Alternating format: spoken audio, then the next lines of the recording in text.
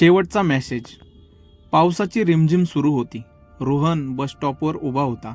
हातात मोबाईल, डोळ्यात थोडी चिंता. तो सतत स्क्रीनकडे बघत होता, कारण आज तिचा मेसेज येणं खूप गरजेचं होतं. ती म्हणजे सायली. कॉलेजपासून त्यांची मैत्री आणि मैत्रीचे प्रेमात झालेले रूपांतर.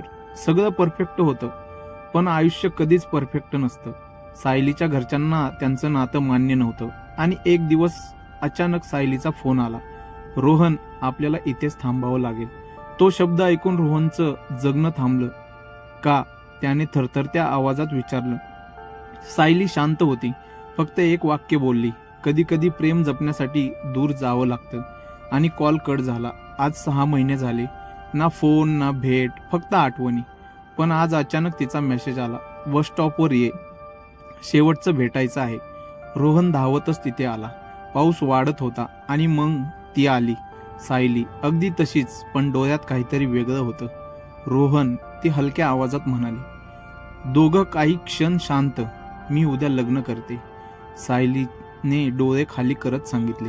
रोहन हसण्याचा प्रयत्न करत म्हणाला, चांगलं आहे, खुश राहा. पण त्याच्या डोळ्यातलं पाणी लपलं नाही. सायलीने त्याचा हात धरला. मी तुला विसरणार नाही. रोहन हळूच म्हणाला, मी पण नाही. पाऊस अजून जोरात पडत होता. सायली मागे वळली, हळूहळू दूर जाऊ लागली. रोहन तिला जाताना पाहत राहिला आणि त्याच्या मोबाईलवर एक शेवटचा मेसेज आला. कधी वाटलं की मी दूर आहे तर डोळे बंद कर.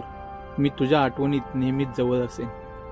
रोहनने डोळे बंद केले आणि पावसाच्या त्या सरीमध्ये त्याचं प्रेम शांतपणे विरघळून गेलं.